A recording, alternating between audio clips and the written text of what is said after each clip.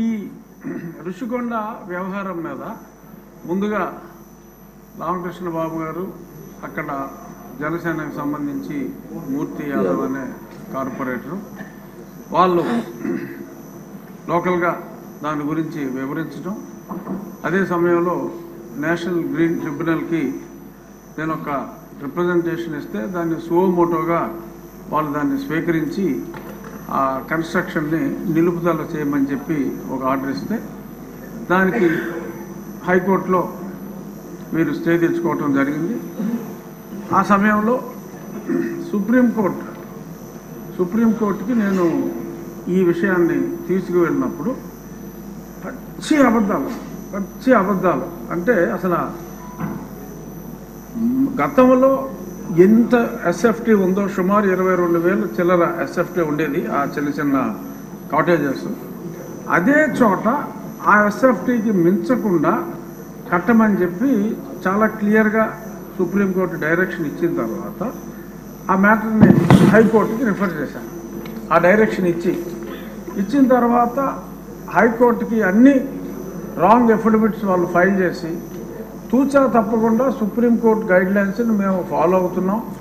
ఈయన ప్రతిదానికి మా మీద కంప్లైంట్ ఇస్తాడు, అతని కంప్లైంట్లు మీరు పట్టించుకోవద్దు అని అన్ని రాంగ్ ఎఫిడవిట్లు నేను ముఖ్యమంత్రి నివాసం కోసం పట్టుకుంటున్నట్టు అప్పుడే చెప్తే అదేమీ లేదు, కేవలం టూరిజం డెవలప్మెంట్ కోసం మేము ఇన్ని వందల కోట్లు ఖర్చు పెడుతున్నామని చెప్పి బ్లేటెంట్ లైస్ని, అంటే అది పెర్జూరీ కింద వస్తుంది, కోర్టుని తప్పుదోవ పట్టించడం. అటువంటి ఇవన్నీ కూడా ఏపీ టూరిజం డెవలప్మెంట్ కార్పొరేషన్ వారి ద్వారా ఆ పచ్చి అబద్ధాలని అక్కడ ఫైల్ చేయటం, పలుసార్లు అది వాయిదా పడటం జరిగింది.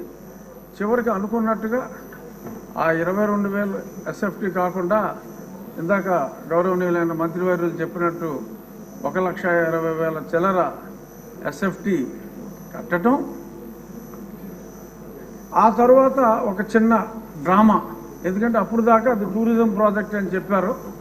ఈలోపు ముఖ్యమంత్రి గారు అప్పటి ముఖ్యమంత్రి ఒక అనౌన్స్మెంట్ ఇచ్చి నేను విశాఖపట్నం వచ్చేస్తున్నాను అని చెప్పి ఆయన చెప్పడం జరిగింది. ఆ తర్వాత కొంతమంది ఆఫీసర్స్ని వైజాగ్లో నాకేమన్నా ఇల్లు దొరుకుతుందా చూడండి, స్టడీ చేయండి అని చెప్పి స్టడీ చేస్తే వాళ్ళకంట ఆ బీచ్ రోడ్లో వెళ్తూ ఉంటే అరే ఇక్కడ భలే ఇల్లు దొరికిందే, ఇది ముఖ్యమంత్రి గారికి బాగుంటుంది అని చెప్పి వాళ్ళకి తెలిస్తే వాళ్ళందరూ సూచించారంట. సరే దట్స్ ఆల్ రైట్, అందులోనే ఉందాం, పోనీ టూరిజం వాళ్ళకి చెప్పి అందులోనే ఉందాం, వాట్ ఈస్ దేర్, నాకు ఎక్కడైనా పర్వాలేదు, ఐఎమ్ ఏ సింపుల్ మ్యాన్ అని చెప్పి దానికి ఆయన అంగీకారం తెలిపారు. ఆ తెలిపిన తర్వాత కూడా మళ్ళీ హైకోర్టులో ముందు నుంచి చెప్తున్నాం సార్, ఇప్పుడు ఇల్లు అఫీషియల్గా ఓకే చేశాడు, ఇప్పుడైనా సరే చర్యలు తీసుకోండి అంటే కోర్టు వారు అసలు మా రూల్స్ వైలేట్ చేస్తే ఏ క్షణంలోనైనా మేము ఆర్డర్స్ ఇస్తాము, డిస్మాంట్లింగ్ ఆర్డర్స్ ఇస్తాము, మీరేం వరీ కావక్కర్లేదన్నారు. ఇప్పుడు దాకా ఆ మ్యాటర్ రాలేదు, ఎలక్షన్ వచ్చింది, ఆయన వెళ్ళిపోయాడు. సో ఇప్పుడు ఆ ప్రాపర్టీ, ఎందుకంటే ఆయన అంటే డిస్ట్రక్షన్తో మొదలుపెట్టారు, నాకు తెలిసి గౌరవనీయులైన ముఖ్యమంత్రి గారు ఈయనంతా కన్స్ట్రక్షన్ బేస్డ్ యాక్టివిస్ట్, అతను డిస్ట్రక్షన్ బేస్డ్.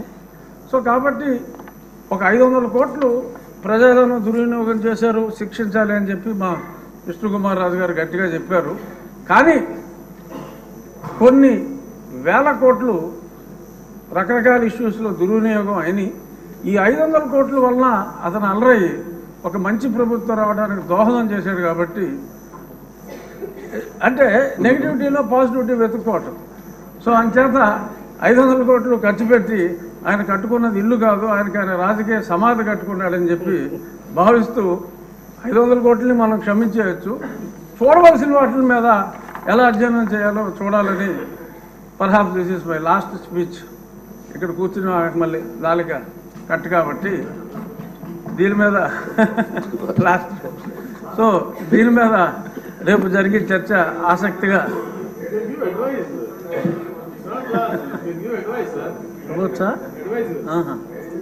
సో ఇది నా పర్సనల్ ఒపీనియన్లో, అంటే నేను వేసిన కేసు కూడా అప్పుడు కొట్టివేయమని అడిగాం, ఇప్పుడు కొట్టివేయకూడదు కాబట్టి నా కేసు కూడా ఇంకా ఇన్ఫ్రక్చువస్గా నేను వెనక్కి తీసుకుంటాను. రామకృష్ణ బాబు గారు కూడా అసెట్ ఉండాలి కాబట్టి అప్పుడు మనతో కూల్చేమన్నాం. అంటే ఇంత దారుణం అనేది తెలియదు. 500 కోట్లు ఖర్చు పెట్టారు కాబట్టి అది రాష్ట్ర అసెట్గా భావించి దాన్ని తెలివిగా, అంటే ఒక వ్యక్తి కాంక్ష ఈ రకంగా ఉంది అని చెప్పి ప్రజలకి మరి ఏదో టికెట్ ఇచ్చినా కూడా మాదిరిగా రికవర్ అవుతుంది, అద్దెకిస్తే ఏమి రావు, 7 గదులు.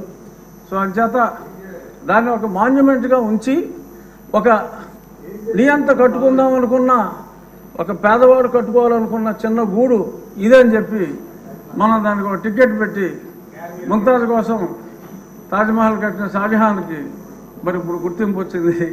అలాగే దాన్ని మనం ఒక మాన్యుమెంట్గానే వాడుకుని ఒక నియంత కట్టుకున్న చిన్న ఇల్లుగా మనం అభివర్ణించి దాన్ని ఎటువంటి కూల్చివేతలు లేకుండా చక్కగా సౌందర్యంగా దాన్ని మెయింటైన్ చేయాలని చెప్పి టూరిజం మంత్రి గారిని మనస్ఫూర్తిగా కోరుకుంటూ